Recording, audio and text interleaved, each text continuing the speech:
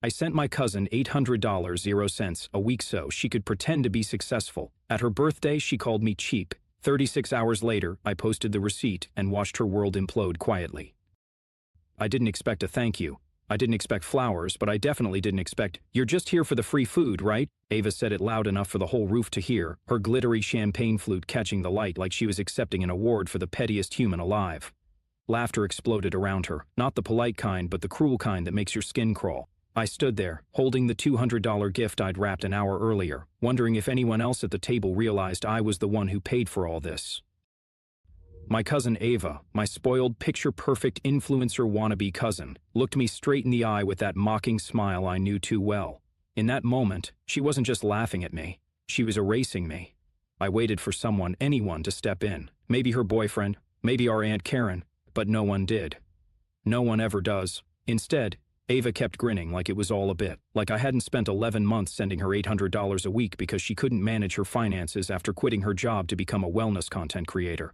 I covered her rent, her utilities, her groceries when she forgot her pen, emergency vet bills for the dog she couldn't afford, spa days, and the facial she got 2 days before this very party. I funded this entire party.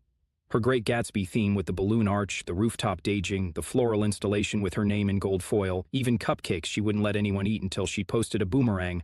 And now I was the punchline, just the cheap cousin in off-brand slacks with a modest gift card in a recycled envelope. Not Instagram earthy, not rich, not relevant, just a walking ATM in the background.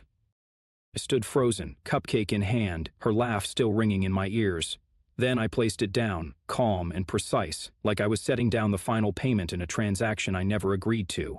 I didn't make a scene, I didn't throw a drink, I didn't say goodbye. I walked away. No one stopped me, not even Ava, who once left me 6 voicemails in a row, sobbing because she couldn't breathe from anxiety about a $1,191.40. I paid it that same night. That was a month ago. Now she was laughing in my face like I was a sympathetic fool who didn't realize I'd been used. I didn't stay for cake, and I didn't answer my phone the next day, or the one after that. But by hour 36, I had 14 voicemails, 3 texts, and then, just before midnight, a knock on my apartment door. Soft, hesitant, like the person on the other side wasn't sure if I'd even open it. They were right to be afraid, because this time I had nothing left to give and more to say than ever before. It started with one temporary payment. 11 months later, I was bankrolling her lifestyle like I owed her something. She never said thank you, but she always remembered to send a Venmo request. It started with a phone call. "Hey, I know this is awkward, but I really need help with rent this month," Ava had said, her voice shaking just enough to sound genuine. "Just until I get a few more brand deals going. I swear I'll pay you back next week." That was 47 weeks ago. Spoiler, she never paid me back, not once, not even $5 for coffee. But at the time I said yes. Why? Because I was naive, maybe. Because we're family, that's what I told myself, but really, it was guilt. Guilt is a dangerous thing, especially when you've spent your whole life being told you're the lucky one who made it out, who has a real job, who should help out more. At first it was just rent, then groceries, then surprise dental work, then her dog needed surgery. Then she lost her phone and couldn't do her content, which meant she'd lose followers, which meant she'd have to start over from scratch. She cried. I paid, every week, without fail, $800, sometimes more. I didn't live fancy. I drove a beat-up Civic, ate pasta 4 times a week, skipped going out with friends so I wouldn't have to explain why I couldn't split the bill. Meanwhile, Ava posted beach pics from weekend retreats, face masks that cost more than my electric bill, and videos from yoga studios with $30 drop-ins. I paid for her silence, her comfort, her carefully curated image. And the worst part? She acted like it was normal, like I was just doing my part. "You're always so generous," she'd say when I sent money. Not "thank you," not "I'll pay you back," just that, like she was offering me a compliment for being her personal piggy bank. But the real turning point came 6 weeks before the party. She called me crying, sobbing, saying she was going to be evicted because her landlord was unreasonable and demanding rent again like some kind of monster.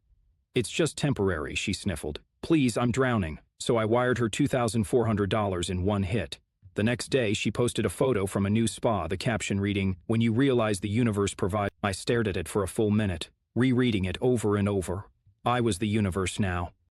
That night, I started tracking every transaction: rent, groceries, beauty treatments, emergency Uber rides, payments to her hairstylist, $89 to a bakery for gluten-free birthday cupcakes. For a dog, yes, a dog. By the end of the month, the total was just over $31,000.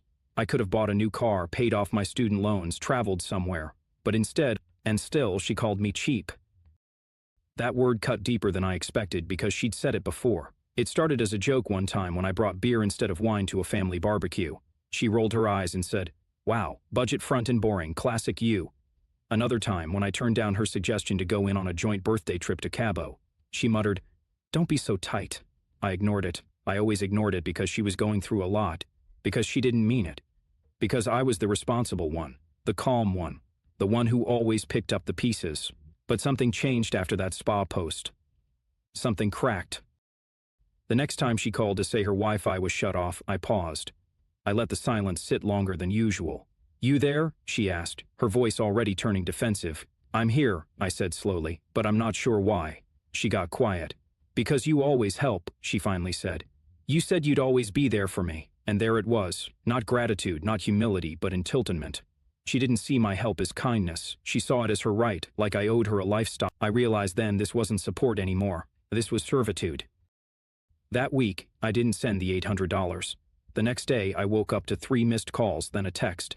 "Hey, did something go wrong with the transfer? My landlord's texting me again." I didn't reply. The week after that, she Venmo'd me again. No message, just the number, $800. I declined it. 2 hours later, she posted a story saying, "Funny how some people disappear the moment you actually need them. Real ones stay." I laughed out loud. And then came the birthday invite, the Gatsby-themed rooftop event. I didn't want to attend but felt obligated because she'd called and said, "I really need this to go well. I want you there. I mean it." So I showed up with a gift, with clean clothes I ironed myself, with every bit of dignity I had left. And she mocked me in front of everyone for being just here for the free food. And they laughed. Not one person stood up for me. Not one person asked, "Wait, isn't that the guy who basically paid for this whole thing?" Now she was calling, texting, begging because the gravy train had stopped and she had nowhere else to go. But I wasn't answering because this wasn't just about money anymore. This was about how much of myself I'd sold off for the price of being accepted and how done I was with the deal. When she showed up at my door in tears, I thought maybe, just maybe, she finally understood. Instead, she doubled down, and I burned the bridge myself. The knock came just before midnight. I ignored it the first time. Then came the second, quieter this time, like whoever it was had lost the courage to follow through. I knew it was her. I waited. "Please, I just need to talk," Ava said. The same voice that once called me in the middle of the night because her Uber got lost and she didn't want to pay surge pricing. The same voice that begged me to help with rent. The same voice that called me cheap in front of 30 people while holding a glass of champagne I paid for. I opened the door, and there she was, mascara smeared, hoodie zipped up over her party dress, heels in one hand like a defeated prom queen. Her eyes were glassy, makeup smudged, but she was still Ava, the girl who knew how to make herself look broken enough to be forgiven. "I didn't mean what I said," she whispered. I didn't speak, I just stepped aside.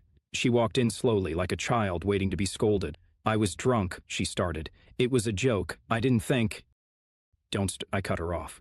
"Don't start with that." She blinked. You left, and then you didn't answer. I thought you were mad, but come on, you know I didn't mean it like that." "No," I said, "you meant it exactly like that." She opened her mouth again, but I was done waiting for her to find the right lie. "You called me cheap," I said, "in front of people I don't even know, people who ate my money off gold toothpicks and laughed at me while doing it." "I didn't ask you to pay for everything," she snapped, her voice cracking. I laughed, actually laughed. "You didn't?" I raised an eyebrow. "Let me refresh your memory." I pulled up my phone, opened my Venmo, and held it out to her.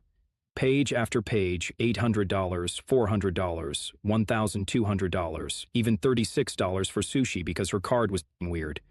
"You didn't ask. You begged. You cried. You guilted." She crossed her arms, suddenly defensive. "Why are you making this such a big deal? You make more than enough. What's a few thousand?" That was it. I felt something snap so hard inside my chest I had to take a breath before I answered. "You know what?" I said quietly.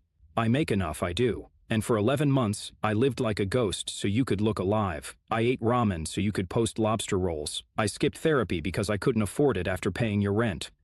I suffocated so you could breathe in your stupid eucalyptus-scented yoga studio." Tears welled in her eyes again. "I didn't know." "No, you didn't care." Silence. And then her fallback move. "I'm your family," she said softly. "You said you'd always help." And there it was again, the manipulation. "I said I'd help." I nodded. "I didn't say I'd disappear for you." She looked at the floor, then suddenly, "So what? You're cutting me off forever? After everything?" "Everything," I repeated. "What exactly is everything? You mean the part where you drained me dry and laughed in my face? Or the part where you pretended I didn't exist unless a bill was due?" Her face hardened. "You're being dramatic." "Good," I said, stepping closer. "Then maybe I'll finally match your energy." That hit her. She stepped back. "You think you're better than me now?" "No," I said coldly. "I think I finally see who you are." Her mouth opened, but no words came out, so I kept going. "You stood in front of a crowd of people and tried to shrink me. You humiliated the one person who's been in your corner since day one. And now you're here with tears and guilt, thinking I'll fold again." She swallowed hard. "I just need a little help, just for this month. Rent is late and—" "No," I said, a single word, sharp, clean. She looked stunned, like no one had ever said it to her before. I walked to the door and opened it. "You're not my responsibility, Ava. Not anymore." Her lip trembled. "But I have no one else." "You had me," I said, "and you laughed me out of your life." She stood there for a second, wounded, angry, maybe both. Then grabbed her purse and stomped out, muttering something under her breath. I closed the door behind her, locked it, then turned my phone off for real this time.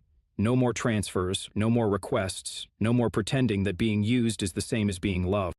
I thought cutting her off would feel like guilt. Instead, it felt like freedom. The silence was strange at first. No Venmo pings, no dramatic 2 a.m. voicemails, no texts with crying emojis and just one more time attached. For the first time in almost a year, my phone was quiet. Honestly, I thought I'd feel guilty.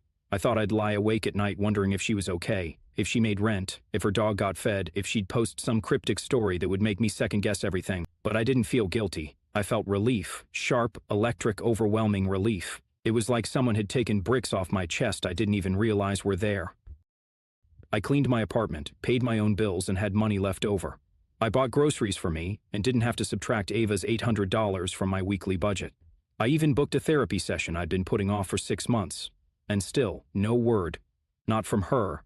Not from anyone in that toxic, ever-smiling, always demanding circle she'd built around herself like a moat. Until day 8. That's when it began.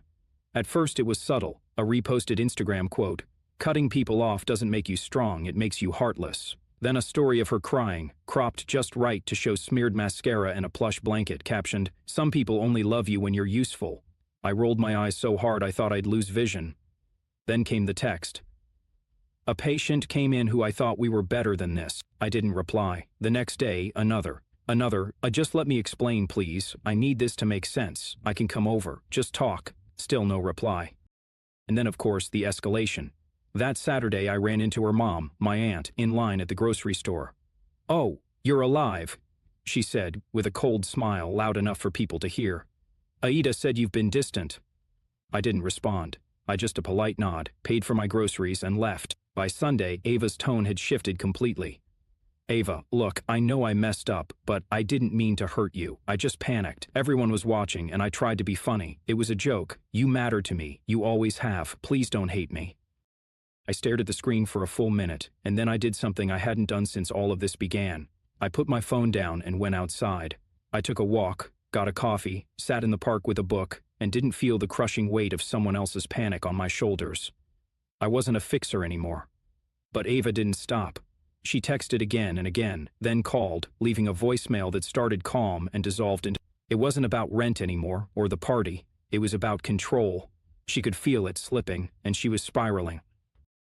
The next evening, she tried one last card. She showed up at my door again, but this time she wasn't alone. Behind her was her boyfriend, Brandon or Braxton or whatever Pinterest name he had. The same one who laughed at her joke, who watched me walk away from that rooftop like I was nothing. Now he stood on my doorstep with his hands in his pockets, eyes downcast. "We just want to talk," Ava said softly. I didn't open the door all the way. "You already did," I said, "on your rooftop in front of 30 people. "I didn't mean it." "You meant every word," I said, "but I meant mine too. I'm done." Braxton finally looked up. "Look, man. She's been spiraling. She hasn't slept. She's not okay." I tilted my head. "Did she cry this much when she called me cheap in front of you?" Silence. I kept going. "You two have each other. She can figure it out or not. But I'm done playing the villain in a story where I was the only one bleeding to keep someone else warm." And then I closed the door. Not slammed, not yelled, just closed, because that's what boundaries sound like. Later that night, I took the gift I brought to her party, the one I left on the table, the one she never even opened, and threw it away. It felt like tossing a receipt to a scam I never agreed to, and you know what? I didn't feel guilty. I felt clean. Final update, I posted the story online, not for sympathy, just to breathe. But I wasn't ready for the world to answer back. A week after I closed the door on Ava for good, I did something I never thought I would. I posted the whole thing on Reddit, not under my name of course, just anonymously under a throwaway account. Titled, I paid my cousin $800 a week for 11 months. She called me cheap at her birthday.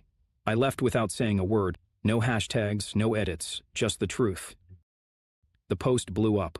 Within hours, tens of thousands of upvotes, thousands of comments, people dissecting every sentence like I was a character in some twisted drama. I didn't expect it. I didn't even know why I did it. Maybe I just needed to say it out loud to see if I was crazy or if she really was. And Reddit didn't hold back. Some of the top comments were savage. She's not your cousin. She's been draining you emotionally for months. You did the right thing cutting her off. I would have thrown the cupcake at her face. The patience you had, saint level. I'd cut my own brother off for half that insult. But then came the questions, the real ones, the ones that made me stop scrolling and start thinking. Why did you keep helping her for so long? What was in it for you? Were you in love with her or something? This sounds more than cousin-level generosity. Serious question. Are you sure you weren't trying to buy her love? And the worst one, what made you think you deserved to be treated like that in the first place? That last one hit different because they were right. I wasn't just being generous. I was trying to earn something I never had growing up, belonging. Ava had always been the star, the golden girl, even when we were kids. I was the boring cousin, the logical one, the quiet one who always had extra pencils. Helping her made me feel needed, and when you grow up invincible, needed can feel like love. But it wasn't. It was dependency, exploitation dressed in sparkles. And once I saw that, I couldn't unsee it. So I posted a follow-up update. I've read your comments, good, bad, unhinged, and here's the truth. I helped her because I wanted to believe someone could need me that much and still love me. But love isn't what demands silence. Love doesn't humiliate you in public. Love doesn't see your generosity as currency it's owed. So no, I wasn't in love with her, I just wanted to matter. And now, I matter to myself for the first time. That comment hit 40,000 upvotes in a day. People started quoting it, messaging me, sharing their own stories. This made me cry in the break room. I just canceled a Venmo auto transfer to my sister, thank you. Dude, you helped me leave my mom's house. And of course, not everyone was supportive. You're still bitter. This screams main character energy from someone who's never been told no. Maybe. But if being the main character in my own life makes me bitter, so be it.